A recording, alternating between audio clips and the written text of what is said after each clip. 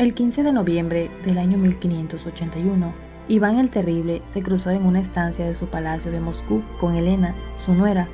Al parecer, Helena iba vestida con ropas demasiado ligeras para el gusto del zar, y esto lo enfureció. Iván la insultó por su supuesta falta de modestia y empezó a golpearla ferozmente. Al oír los gritos de Helena, su marido corrió en su ayuda. El zarevich se enfrentó a su padre y se enzarzaron en una discusión airada. Según los testigos, el padre le echó en cara a su hijo que no apoyase incondicionalmente sus decisiones militares y lo acusó de incitar a la rebelión de sus propias tropas. La discusión pasó a las manos y entonces el zar agarró su cetro y golpeó a su hijo en la cabeza con él. El zarevich cayó al suelo, apenas consciente y sangrando profusamente.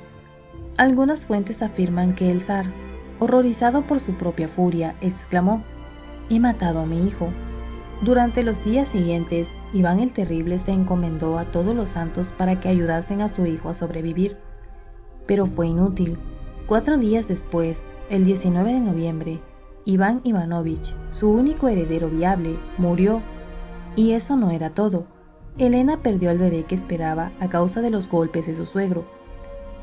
Así fue como, tras años utilizando la violencia más extrema contra sus semejantes, Iván el Terrible vio su legendaria ira volverse contra él mismo y su familia. El asesinato del heredero del Imperio ruso a manos del zar encendió la mecha de la enorme crisis política que llegaría unos años más tarde. Iván el Terrible murió en el año 1584, 3 años después del crimen, dejando un inmenso imperio que se expandía hasta los bosques de Siberia, pero que estaba casi en la ruina. Tras su muerte, lo sucedió su segundo hijo, Fiódor, un hombre poco ambicioso que nunca había sido considerado apto para tomar las riendas del país. Efectivamente, el nuevo zar no tenía el menor interés por la política y prefirió nombrar a un regente que gobernase por él. Fiódor no tuvo hijos, así que su muerte, en el año 1598, supuso la extinción de la dinastía rúrica. Rusia entró entonces en el periodo tumultuoso, una de las épocas más oscuras y convulsas de su historia. El reinado de Iván el Terrible tuvo elementos positivos.